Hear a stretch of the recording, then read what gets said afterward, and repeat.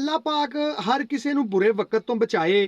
वनी के तारड़ अड्डे तो मैं गड्डी परताईए हाफजाबाद वाली साइड ते फ्रंट ते मेरे नाल वड्डे भाई भी ने, उस्ताद भी ने हाफजाबाद तो आबद एहसान चट्ठा साहब बैठे सन। एक बंदे वाला इशारा करके मैनूं आंदे ने बट इस बंदे नूं जानना है। मैं उधर वेख्या ते कसाई दे फट्टे ते एक बंदा सुत्ता है जिहदी जुत्ती भी पैरी कोई नहीं, मैले कचैले कपड़े ने, दाढ़ी वधी है, एडे एडे लम्मे नहू ने, वाल सिर दे खिलरे ने, ते विच घट्टा पिया है। मैं वेख के आख्या भाई जी ऐ तो कोई नशई है, मैं इहनूं जान के की करना है।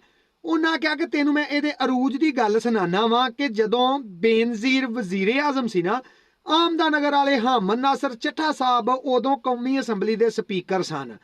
उदों बेनजीर ने इस्लामाबाद चट्ठा साहब नूं आख्या कि तुसी मेरी गड्डी च आओ, कट्ठे चलने आ, मैनूं तुहाडे नाल कोई काम है, मैं कोई गल करनी है।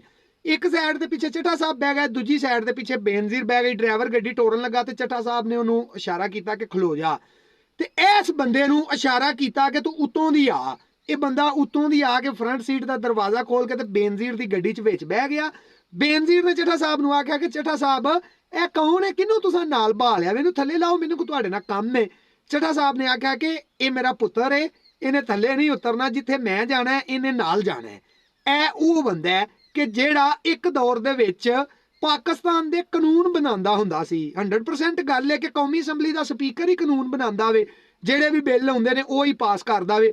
जेड़े बंदे जानते ने चट्ठा साहब दे कौमी असैंबली वाले दौर नूं, स्पीकर वाले दौर नूं, उन्हां बंदियां नूं मेरी गल दी समझ लग गई होनी है मैं किहड़े बंदे दी गल पे करना वा। चलो ना लेना कोई मुनासिब नहीं।